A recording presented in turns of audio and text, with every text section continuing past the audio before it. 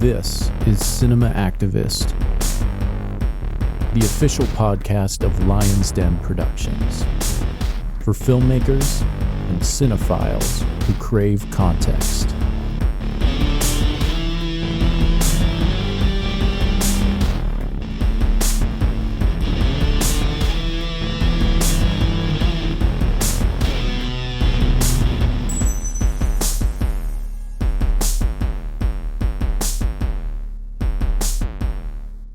Hey everyone, so John Lyons here, and today is April 19th, 2022, and this is the Unearth Ultimate Edition Blu-ray release day.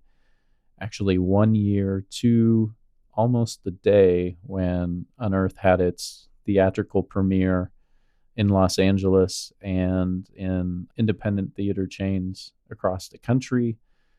We are, again, self-releasing this Blu-ray release. It will be available as you're listening to this through all the major online retailers. So if you go to the websites of Amazon, Best Buy, Walmart, etc., including unearthmovie.com, you will be able to order the Unearth Blu-ray in two different color schemes, green mold and red rust. In this episode, we are giving you a preview of a couple of the special features that you can find on the Blu-ray Ultimate Edition of the film. First, we're going to share about 10 minutes from the cast reunion Q&A, which took place last year at the Eerie Horror Fest. We had a number of cast members in attendance: Marc Blucas, PJ Marshall, Allison McAtee, Rachel McKeon, and Monica Wyche were all there on stage. And then afterwards, we will have a portion of the critics' commentary from Michael Guillen. And without further ado, here is a snippet from the Q&A at the Eerie Horror Fest. This isn't like the standard genre movie where we're going to show you a bunch of knives and weapons and blood in the first 5 minutes. It was John and Dorota's intention all along to have this throwback movie where it was a character-rooted story first, and then the genre components came in the back door. Being in such good, capable, safe hands with amazing scene partners and an amazing crew. That was like the first job that I'd had where I felt like, oh, maybe I know what I'm, like maybe I should trust my feelings inside. Because before this, I'd done a bunch of stuff, like anything I'd done on TV was like, I'm a lawyer, I'm a judge person, and I've got nice hair. But this was like the first time where I got to do something where it was just like real. The two farms that we filmed at, actually we had lost our location like a week before filming. I think it was like a week, and it was kind of a panic of like, oh my gosh, how are we gonna find two farms across the street from each other? What do we do? And serendipitously, you know, these incredible locations appeared. Yeah, across the street from each other was perfect, exactly what we needed. And the farm stand is actually a farm stand of the Leshevsky family. If you guys know them, they have corn in Edinburgh, and it's amazing. It's like the best sweet corn in town, like hands down. And so I went a couple days early and hung out with one of the guys who, you know, it's his farm, and picked corn with him and saw how he did it and learned about, I mean, I grew up in Edinburgh, but I didn't grow up on a farm, so I didn't really know. So I learned about the kinds of varietals that he used and why and how he grew them. And I think just hanging out with them and seeing how they lived and did everything kind of is what you're saying, in that they were there and you hang out with them because they were filming, and kind of, you know, rubs off maybe. This is a movie that was made for a number, and we didn't have the luxury of all the time. And some of the things PJ was saying, my hat's off to John, because to allow an actor who just got into town to have that ability to really explore it and find it and talk, you know, that's not generally the pace we had to be at on this movie to do. You know, on a personal level, for the George Lomax thing, the thing that really struck me the most, and the moment I liked in the script the most when I read it, was the picnic table scene, where you kind of see philosophically what these two families feel about the world and the land and the earth, and they're across the street from each other, and suddenly it's the collision where they're there. And for me, I always say, hey, the best arguments that we ever see on camera is where an audience member can truly sympathize and understand and agree with elements of the argument on both sides. If it's so obvious that they're right and they're wrong, well, that's not a compelling film or a layered story. And so I spent a lot of time with John early on. We were just talking, I was like, I want this guy to feel like he has done everything he possibly can for his family, and then opportunity knocks. And you can't blame him for saying yes. Obviously, it's a moment that triggers something that affects everybody around him and ultimately the world around him and the decisions they make. But I felt like it was a very realistic thing to see someone down on their luck, mopping the floor, working as a mechanic, trying to sell the house. No one's buying it. Like literally trying everything they can. And he's got kids and someone in school that they don't want to sacrifice their dream, where it became a character that was a very believable person that you don't punish him that much when he says, drill, do it. I had traveled the whole day before from another film set in Kentucky, came right on set, and then they were like, okay, they handed me a bat, and they're like, all right, murder, and it, jumped right to the end of the movie, which was awesome, and that isn't to say that I didn't get a lot of conversations with John, because I did, about the kind of person who maybe feels that they are always having to be an adult as a child, or someone who is having to take care of all the others around her in the more boring logistical sense, like the person who has to call the company, or the person who has to wait on the phone, that kind of person. And we talked a lot about that. That's an important person, I think, and we all know one of those. But yeah, in terms of the short film shoot, I think we really felt it. We came right in, and it did not stop which I think probably helped at the end of the day with performances. Yeah, I think it was maybe the first or second day was the cornfield stuff. Yeah. At the end of the movie too. Yeah. So same thing, jumped in and I feel like it was 6 a.m. or 5 a.m. call, something really early for many hours, 3 hours running in the cornfield, I think. My first day I got my hair colored. My first day I got my hair colored, in a trailer, and we didn't have water. Then we had to go find the water. It was crazy. That's my story.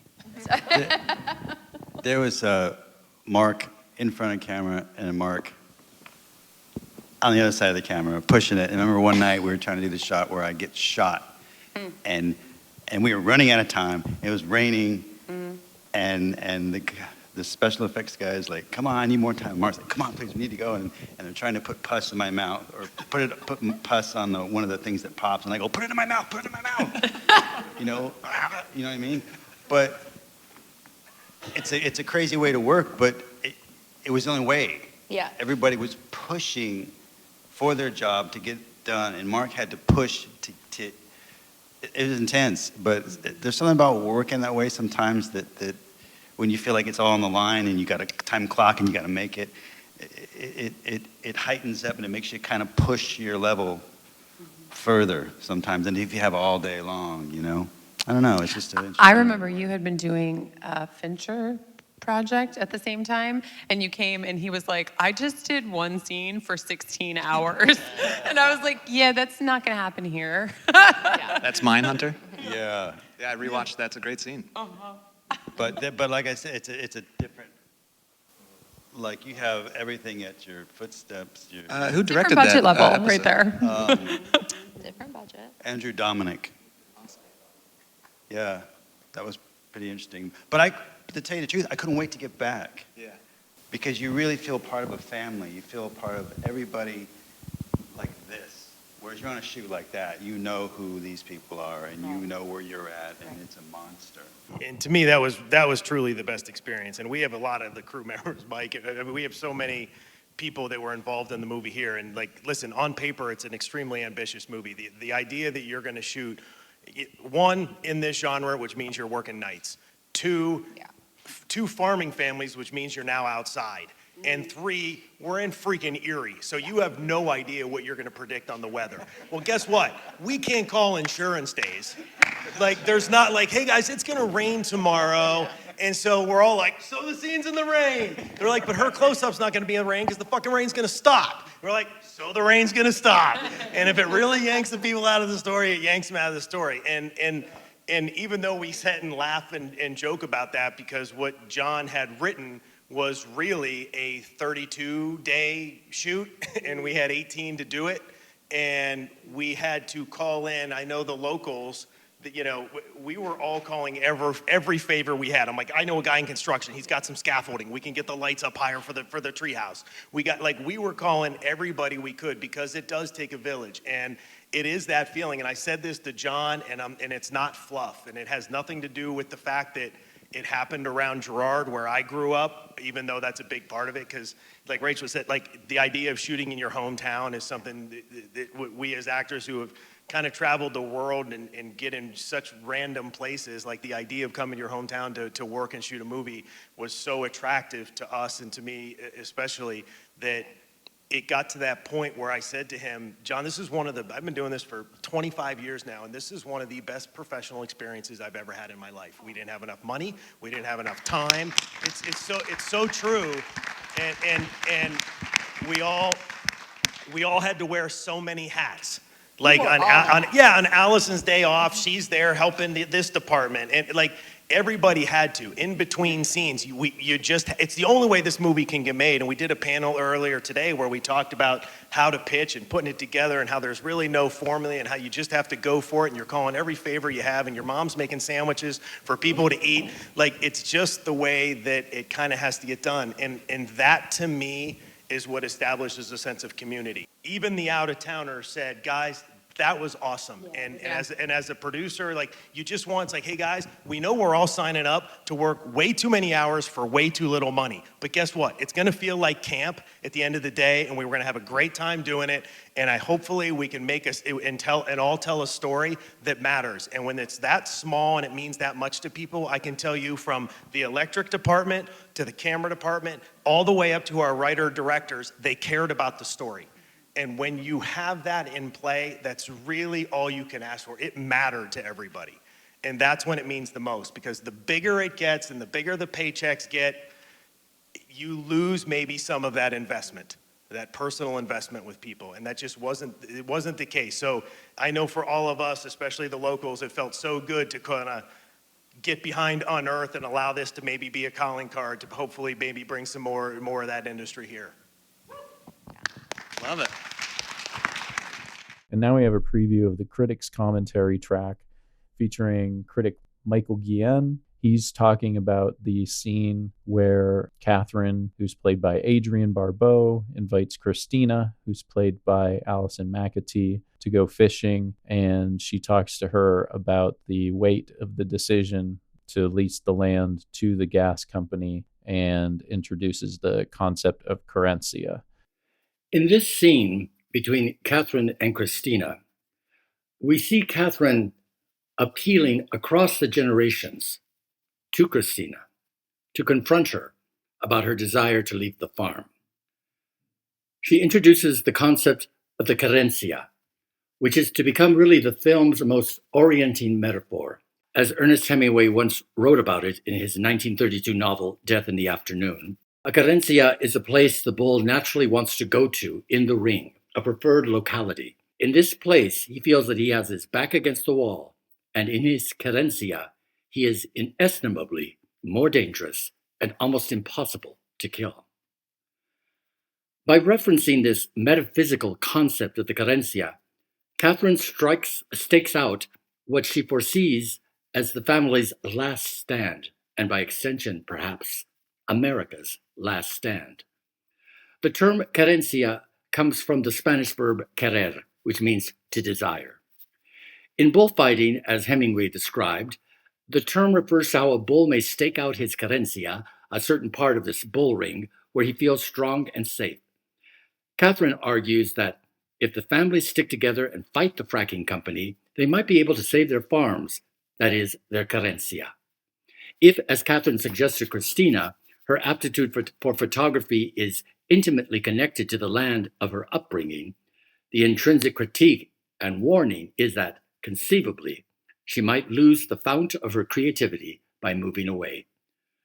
Kathryn is appealing to the feminine strength in Christina, to take over stewardship of the land, to counter the weakness of the men who have squandered it. The Unearth Ultimate Edition Blu-ray release is available to order now at all major online retailers in 2 new color schemes, green mold and red rust.